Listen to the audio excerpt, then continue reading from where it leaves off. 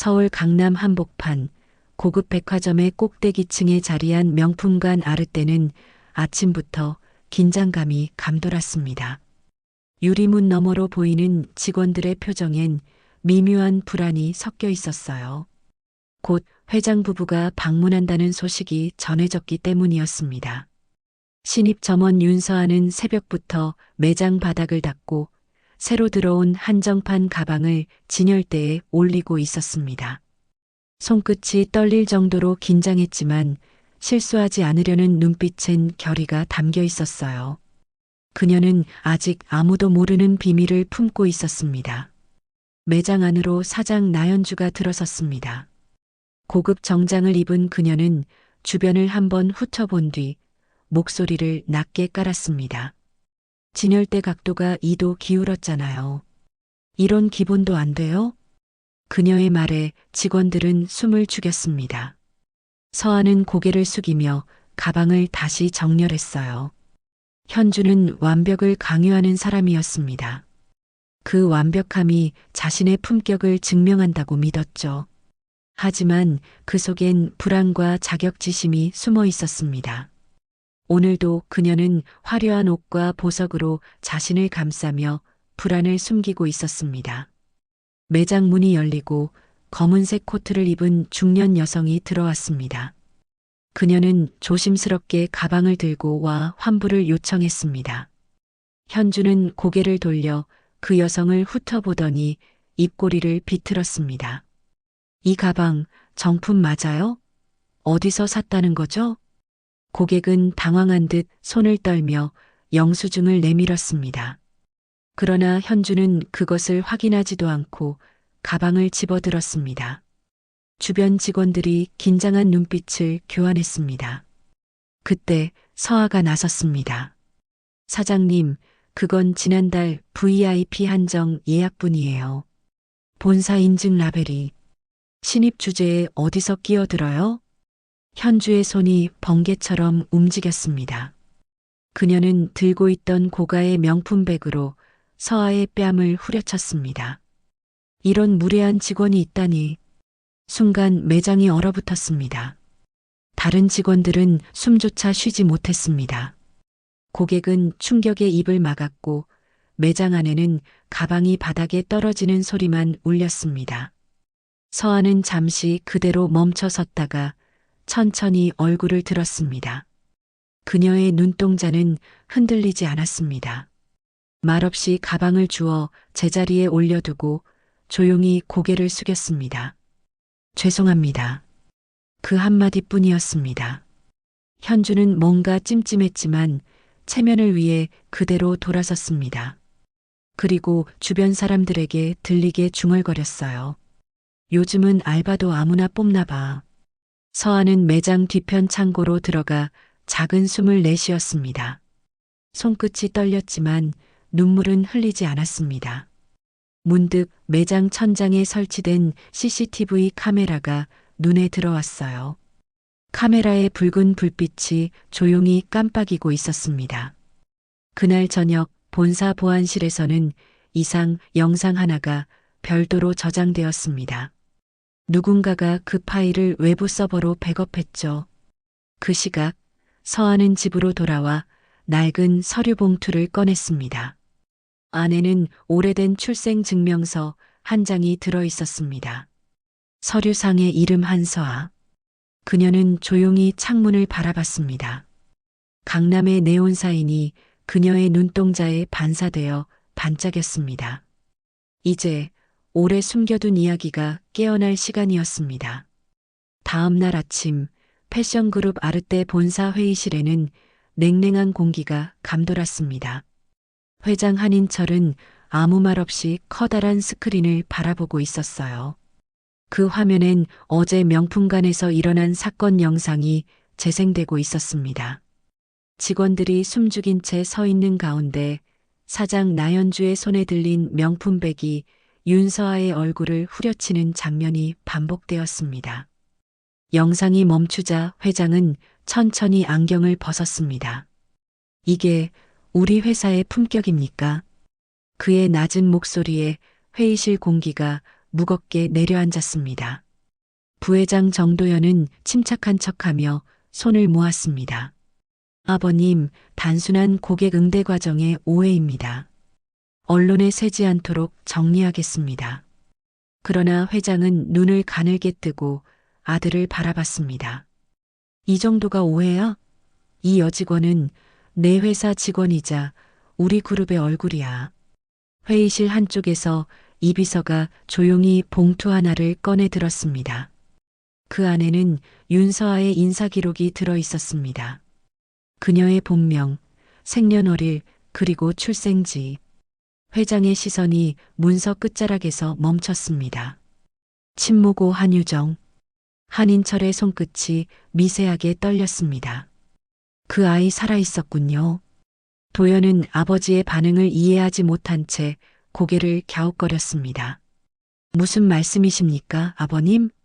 넌 몰라도 된다. 회장은 의자를 돌리며 짧게 명령했습니다. 지금부터 부회장 직무 잠정 정지. 순간 회의실이 술렁였습니다. 임원들이 눈치를 보며 서로의 표정을 살폈습니다. 도연은 얼굴이 창백해졌습니다. 아버님, 이건 너무... 그만. 회장은 손을 들어 말을 끊었습니다. 이 회사는 명품을 파는 곳이 아니다. 품격을 파는 곳이다. 그런데 지금 그 품격이 더럽혀졌어. 그날 오후 본사 전체 메신저에는 한 줄의 공지가 올라왔습니다. 부회장 직무 정지, 내부조사 착수, 직원들 사이에서는 수군거림이 번졌습니다. 부회장 부부가 무슨 잘못을 했대? 그 폭행 영상 때문이라던데? 그 시각 윤서아는 조용히 변호사 사무실을 찾아갔습니다. 탁자 위에 오래된 봉투를 올려두며 말했습니다. 이 서류의 진위 확인을 부탁드려요. 변호사는 봉투를 열고 눈을 크게 떴습니다. 안에는 패션그룹 창립 당시의 주식명의 확인서, 그리고 한 장의 친자 확인서가 들어 있었습니다. 이건 회사의 실제 상속권을 증명할 수 있습니다. 변호사의 말에 서아는 조용히 고개를 끄덕였습니다. 그녀의 눈빛에는 단 한 줄의 감정만이 담겨 있었습니다. 더 이상 숨지 않겠다는 결심이었어요.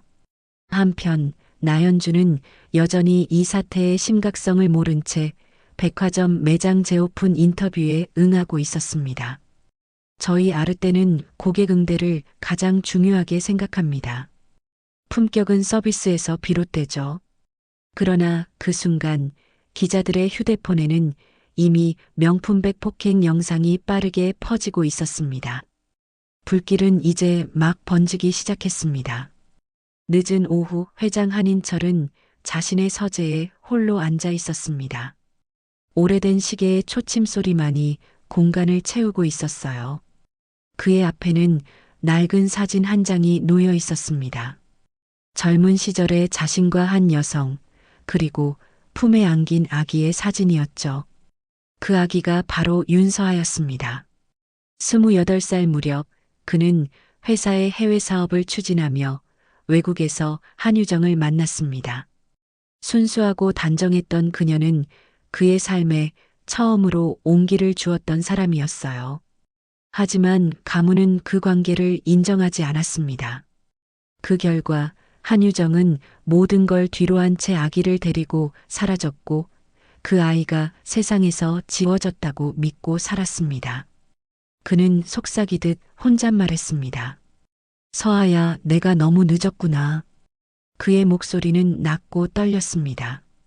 오랜 세월 묻어두었던 죄책감이 이제야 무게를 드러내는 듯 했어요. 그 시각 서아는 변호사 사무실에서 문서 검증을 마쳤습니다. 변호사는 서류를 봉인하며 고개를 끄덕였습니다. 이건 법적으로 완벽합니다. 창립 당시의 주식명예, 그리고 친자 증명서. 이 두 가지면 누구도 부정할 수 없어요. 서아는 짧게 숨을 내쉬며 서류를 품에 안았습니다. 마치 오래된 빚을 돌려받은 사람처럼 조용했습니다. 하지만 세상은 그녀의 의도보다 더 빠르게 움직이고 있었습니다. 그날 밤 한 익명의 제보자가 인터넷 커뮤니티에 영상을 올렸습니다. 명품관 사장의 폭행 영상이라는 제목이 붙은 게시물이었죠. 영상은 순식간에 퍼져나갔고 하루 만에 조회수 500만을 돌파했습니다. 뉴스 헤드라인에는 고가의 명품백으로 직원 폭행한 재벌가 며느리라는 자극적인 문장이 걸렸습니다. 인터뷰에서 미소 짓던 나연주의 얼굴이 기사 썸네일에 그대로 사용되었죠. 기자들은 그녀의 사무실 앞에 몰려들었고 회사 PR팀은 전화 응대조차 불가능한 상태가 되었습니다. 도연은 급히 언론 대응 회의를 소집했습니다. 이건 단순한 해프닝이에요. 잠시 이슈가 될 뿐입니다. 그의 말에 홍보팀장은 떨리는 목소리로 답했습니다. 회장님께서 직접 내부 감사를 지시하셨습니다. 임시이사회 소집도요. 도연의 얼굴이 굳었습니다. 그는 곧장 회장실로 향했지만 비서 이정우가 앞을 막아섰습니다. 지금은 면담이 어렵습니다. 내가 아버지 아들이야. 잠깐이라도. 회장님께서는 이미 결정을 내리셨습니다. 이정우의 말투는 단호했습니다. 그날 밤늦게 회장은 비서에게 지시를 내렸습니다. 서아 양의 신원은 당분간 비밀로 해요. 모든 게 정리될 때까지 아무도 모르게. 비서는 고개를 숙였습니다. 밖으로 나간 회장은 텅 빈 복도를 걸었습니다. 그의 그림자가 유리벽을 따라 길게 늘어졌습니다. 그는 처음으로 자신의 선택이 만들어낸 그림자와 마주한 듯 했습니다. 그리고 다음 날 새벽 신문 일면에는 이렇게 쓰여 있었습니다. 패션그룹 부회장 부부 폭행 사건으로 경영권 위기. 조용히 잠에서 깬 서아는 그 신문을 바라봤습니다. 그녀의 손끝이 신문 위를 천천히 훑었습니다. 그리고 아주 작은 미소를 지었습니다. 이건 단순한 우연이 아니었어요. 운명이 천천히 돌아오고 있었습니다. 새벽 공기가 차갑게 내리던 날, 패션그룹 아르떼 본사 앞은 기자들과 방송 차량으로 가득했습니다. 플래시가 번쩍일 때마다 본사 로고가 새겨진 유리벽에 빛이 흩어졌어요. 나연주는 사무실 안에서 뉴스를 보고 있었습니다. 그녀의 이름이 명품백 폭행녀로 도배된 화면을 바라보며 손끝이 파르르 떨렸습니다. 이건 음해예요. 나를 질투한 누군가가 벌인 짓이야. 그녀는 자신의 비서에게 그렇게 말했지만 비서의 눈빛은 이미 식어 있었습니다. 그녀가 화려하게 차려입은 채 기자 앞에 서 있을 때 밖에서는 사퇴하세요. 라는 외침이 들려왔습니다. 본사 회의실에서는 긴급 임원 회의가 열렸습니다. 부회장 정도연은 창백한 얼굴로 상황을 수습하려 애썼습니다. 우리가 먼저 언론에 사과문을 내죠. 곧 잠잠해질 겁니다. 하지만 홍보 담당 임원은 고개를 저었습니다. 그럴 상황이 아닙니다. 내부 직원들조차 불매를 선언했습니다. 그 순간 문이 열리며 회장 한인철이 들어왔습니다.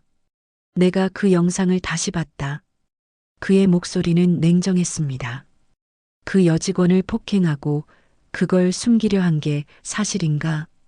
도연은 떨리는 목소리로 변명했습니다. 잠깐의 오해였어요, 아버님. 언론이 과장. 그만하라. 회장은 단호히 말을 끊었습니다. 너는 더 이상 부회장이 아니다. 회의실 안의 공기가 한순간에 식었습니다. 도연은 자리에서 일어나 이건 너무합니다. 라며 외쳤지만 아무도 그의 편을 들어주지 않았습니다. 회장은 이어 현주를 바라보았습니다. 넌 이 회사를 수치스럽게 만들었다. 모든 직위에서 물러나라. 현주는 말이 나오지 않았습니다. 그녀의 손에서 휴대폰이 떨어졌습니다. 수십 년 동안 손끝으로 지배하던 브랜드 아르떼가 순식간에 그녀의 소나기를 벗어나고 있었습니다. 그날 저녁 회사 내부 메신저에는 또 하나의 속보가 돌았습니다.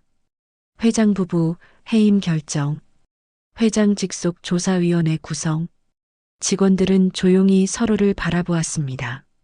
누군가는 이럴 줄 알았다고 속삭였고 누군가는 입을 다물었습니다. 그리고 밤이 되자 또 다른 영상이 인터넷에 퍼졌습니다.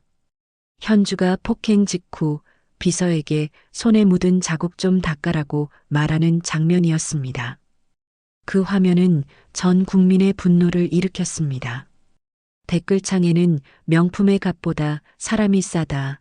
진짜 품격이 뭔지 모르는 여자라는 문장이 쏟아졌습니다. 현주는 침실에 홀로 앉아 있었습니다.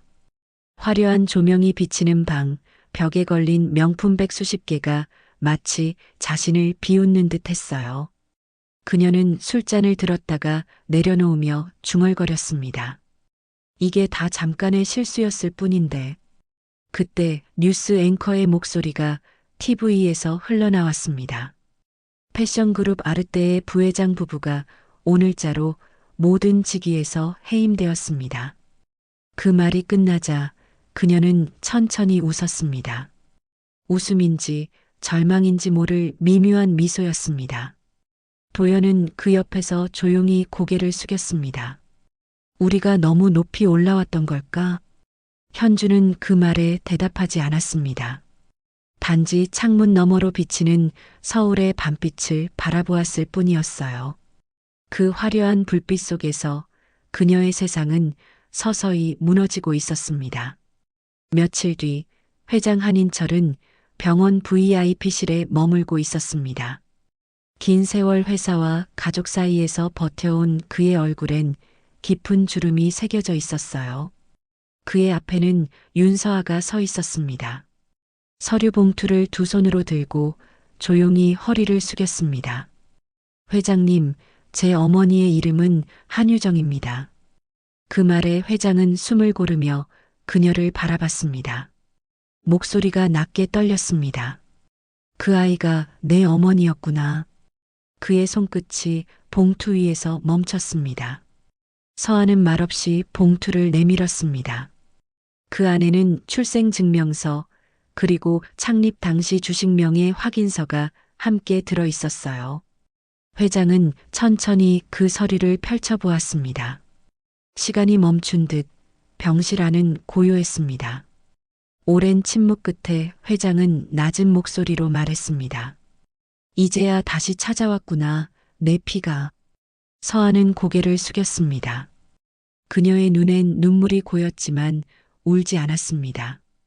전 증명하려고 온 게 아닙니다. 바로 잡으러 왔습니다.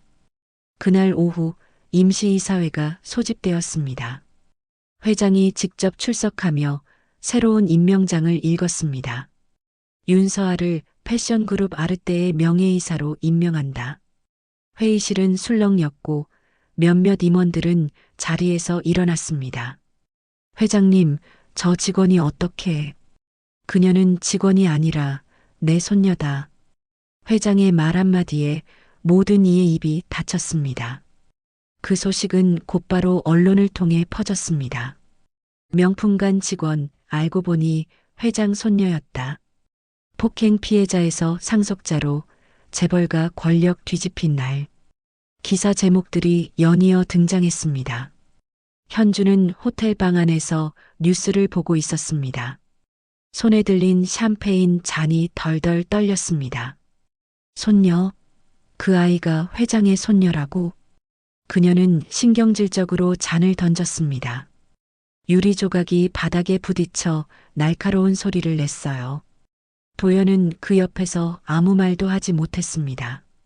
이미 본사 계좌는 동결되었고 그룹 내 모든 직위는 박탈된 상태였습니다. 그는 입술을 깨물며 TV를 껐습니다. 끝났군.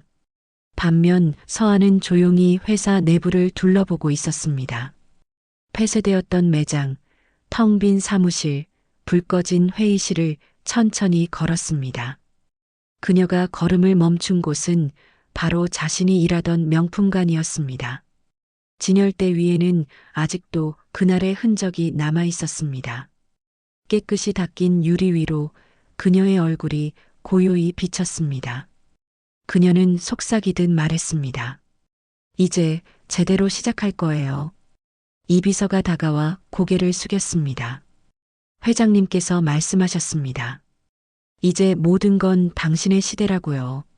서한은 조용히 미소 지었습니다. 그 미소엔 단호한 빛이 섞여 있었습니다.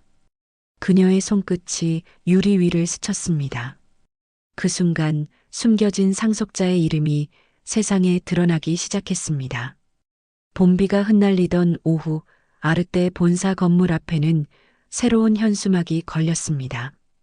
품격은 값이 아니라 태도에서 시작됩니다. 윤서아의 손글씨로 적힌 문구였습니다. 사람들은 그 문장을 읽으며 잠시 발길을 멈췄습니다. 이사회가 끝난 지 며칠 후 서한은 본격적으로 회사를 개혁하기 시작했습니다. 그녀는 불필요한 사치 마케팅을 중단시키고 과도한 비용으로 운영되던 VIP 라운지를 폐쇄했습니다. 그 대신 장인들의 수공예 브랜드와 협업하여 진정한 가치 캠페인을 추진했습니다. 명품의 본질은 사람이 만드는 마음이에요. 그녀는 그렇게 말하며 모든 회의에서 원칙을 강조했습니다. 현주는 그 소식을 뉴스로 접했습니다. 폐업한 자신의 사무실에서 먼지가 쌓인 명품백 사이로 그녀는 조용히 화면을 바라보았습니다. TV 속 윤서아의 모습은 당당하고 단단했습니다. 현주는 입꼬리를 비틀며 중얼거렸습니다. 그 아이 결국 나를 밟고 올라섰구나. 그러나 그 말 뒤에는 묘한 공허가 따라왔습니다. 그녀는 마지막 남은 명품백 하나를 꺼냈습니다. 그날 서아를 내리쳤던 바로 그 가방이었어요. 손끝으로 가죽을 쓸어내리던 그녀는 잠시 멈췄습니다. 이걸로 내 인생이 무너졌네. 그녀는 조용히 상자를 닫고 그 가방을 다시 봉인했습니다. 한편 도연은 회사의 모든 계좌가 정지된 뒤 지방의 소규모 컨설팅 회사로 내려가 있었습니다. 그는 싸구려 커피를 홀짝이며 낡은 신문을 읽었어요. 신문에는 윤서아 그룹의 새로운 리더로 공식 임명이라는 제목이 적혀 있었습니다. 도연은 짧게 웃었습니다. 이게 업보인가? 그리고 고개를 숙였습니다. 본사 내부에서는 눈에 띄는 변화가 일어났습니다. 직원 식당의 메뉴가 개선되고 현장 근무자들에게 성과급이 지급되기 시작했죠. 사람들의 표정이 달라졌습니다. 누구도 큰 소리로 떠들지 않았지만 모두가 느꼈습니다. 이제 이 회사가 진짜 사람을 위한 회사가 되어가고 있다는 거요. 한 회의실에서는 이 비서가 새로운 로고 시안을 보고 있었습니다. 금빛 대신 은빛, 화려함 대신 절제된 디자인이었습니다. 서한은 미소를 지으며 말했습니다. 이제 우리 회사도 진짜 얼굴을 찾았네요. 이 비서는 고개를 끄덕였습니다. 그날 밤 서한은 혼자 본사 옥상에 섰습니다. 도시의 불빛이 아래로 펼쳐지고 빗방울이 머리카락을 적셨습니다. 그녀는 하늘을 바라보며 속삭였습니다. 엄마, 이제 괜찮아요. 그 목소리는 바람에 흩어졌지만 묵직하게 남았습니다. 다음 날 아침 뉴스에는 새로운 헤드라인이 올라왔습니다. 윤서아, 아르떼의 새로운 시대를 열다. 기자들은 그녀를 패션 그룹의 정의 구현자라 불렀습니다. 복수는 끝났습니다. 그러나 그녀의 표정엔 승리의 미소 대신 묵직한 책임감이 담겨 있었습니다. 그녀는 더 이상 복수를 위해 존재하지 않았습니다. 이제 품격을 지키는 사람으로 살아가야 할 차례였습니다. 아침 햇살이 본사 유리벽에 반사되어 눈부시게 번졌습니다. 그 빛 속에서 아르떼의 새로운 간판이 걸리고 있었습니다. 진심으로 짓다 아르떼. 예전의 화려한 로고 대신 단순하고 따뜻한 서체였습니다. 윤서아는 회장 한인철과 함께 신제품 발표회에 섰습니다. 언론의 카메라 플래시가 쏟아졌지만 그녀는 차분한 표정이었습니다. 저희는 이제 명품이 아닌 사람의 손으로 만든 품격을 보여드리려 합니다. 그녀의 목소리는 담담했지만 단단했습니다. 그 순간 박수 소리가 회의장을 가득 채웠습니다. 이 비서는 발표회 뒤편에서 직원들을 챙기고 있었습니다. 새로운 근무제도, 투명한 평가, 그리고 실무자 중심의 회의 문화가 정착되고 있었어요. 한때 억눌렸던 목소리들이 조금씩 힘을 얻기 시작했습니다. 이제 우리 의견도 반영된다니 믿기지 않네요. 직원들은 서로를 격려하며 미소를 지었습니다. 한인철 회장은 단상 뒤에서 조용히 딸을 바라봤습니다. 세월의 무게가 느껴지는 눈빛이었지만 그 안엔 안도감이 깃들어 있었어요.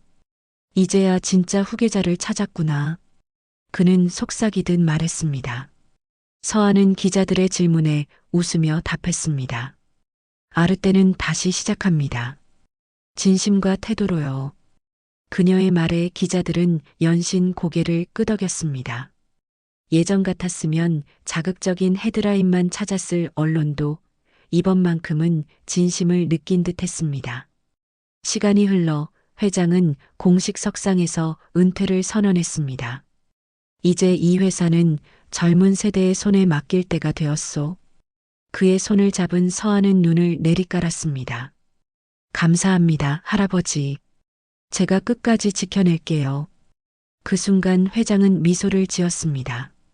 반면 한때 재벌 부부로 세상을 떠들썩하게 했던 도연과 현주는 언론에서 완전히 사라졌습니다. 도연은 지방의 작은 공장에서 컨설턴트로 일했고 현주는 그보다 더 먼 곳으로 흩어졌습니다. 누구도 그들을 찾아 묻지 않았습니다. 세상은 이미 새로운 시대를 맞이하고 있었어요. 그날 밤 서한은 사무실 불을 끄고 창가에 섰습니다. 유리창 너머로 보이는 도시는 여전히 화려했지만 이제는 그 빛이 다르게 느껴졌습니다. 손에는 어머니의 유품이었던 낡은 팔찌가 들려 있었습니다. 그녀는 그것을 조용히 쥐며 속삭였습니다. 이제야 진짜 품격이 뭔지 알겠어요. 그녀의 눈빛은 더 이상 과거를 향하지 않았습니다. 그 시선은 미래로 새로운 세대를 향해 있었습니다. 아르떼는 다시 태어나고 있었어요. 이제 그 이름은 더 이상 명품의 상징이 아니라 사람의 마음을 담은 브랜드가 되었습니다. 봄 햇살이 유리벽 사이로 부드럽게 스며드는 오전이었습니다. 아르떼 본점 1층 한쪽에는 새로 생긴 전시 공간이 있었습니다. 이름하여 진심의 방. 그곳은 명품이 아닌 사람의 이야기를 전시하는 작은 공간이었어요. 유리 진열대 한가운데엔 오래된 명품백 하나가 놓여 있었습니다. 그 가방은 윤서아가 과거 매장에서 맞았던 바로 그 가방이었습니다. 그 아래에는 작은 문구가 새겨져 있었습니다. 상처도 품격이 될 수 있다. 조용한 음악이 흐르고 방문객들은 그 앞에서 발걸음을 멈췄습니다. 서한은 전시 공간을 천천히 걸었습니다. 수많은 사람들의 사연이 벽에 걸려 있었어요. 직원, 고객, 장인, 그리고 평범한 시민들의 짧은 이야기들. 그녀는 손끝으로 한 문장을 쓸어내렸습니다. 품격은 태도에서 비롯된다. 그 말이 이제야 온전히 마음속에 새겨지는 듯 했어요. 조용히 뒤에서 누군가가 다가왔습니다. 이비서였습니다. 그는 여전히 단정한 미소를 띠고 있었습니다. 회장님, 새 사회 공헌 프로젝트 승인되셨습니다. 다음 주부터 시행입니다. 네, 고마워요. 서한은 미소를 지었습니다. 그날 오후 회장 한인철이 휠체어를 타고 전시장에 들어왔습니다. 그는 유리 케이스 속 가방을 바라보다가 고개를 끄덕였습니다. 이제야 완성됐구나. 서한은 그 옆에 서서 조용히 대답했습니다. 이건 복수가 아니라 시작이에요. 회장은 미소를 지으며 그녀의 손을 가볍게 잡았습니다. 한편 멀리 지방의 작은 상점에서는 나연주가 직접 손님을 맞이하고 있었습니다. 값싼 가죽 가방을 정성껏 닦으며 그녀는 손님에게 따뜻한 미소를 보였습니다. 이건 오래 써도 멋이나요. 싸지만 정직한 제품이에요. 손님이 고맙다고 인사하자 현주는 잠시 멈춰 섰습니다. 그녀의 눈가에는 복잡한 감정이 스쳤습니다. 도연은 언론의 취재를 거절한 채 조용히 은둔 생활을 이어갔습니다. 작은 사무실 책상 위엔 과거의 명함 하나만 남아 있었습니다. 그는 천천히 그것을 찍고 쓰레기통에 넣었습니다. 이제야 조금 편해지는군. 그의 목소리는 담담했습니다. 밤이 찾아오자 서하는 사무실 불을 모두 끄고 창가에 섰습니다. 도시의 불빛이 반짝이며 그녀의 얼굴을 비추었습니다. 그녀는 손에 들린 어머니의 팔찌를 바라봤습니다. 그리고 조용히 속삭였습니다. 이제 모든 게 제자리로 돌아왔어요. 그녀는 천천히 미소 지었습니다. 눈빛엔 복수의 흔적이 아닌 평화가 담겨 있었습니다. 유리 밖으로 봄비가 내렸고 그 빗방울이 유리 위를 미끄러졌습니다. 그 순간 세상은 조용히 숨을 고르는 듯 했습니다. 이야기는 그렇게 끝났습니다. 그리고 진짜 품격의 시대가 시작되었습니다.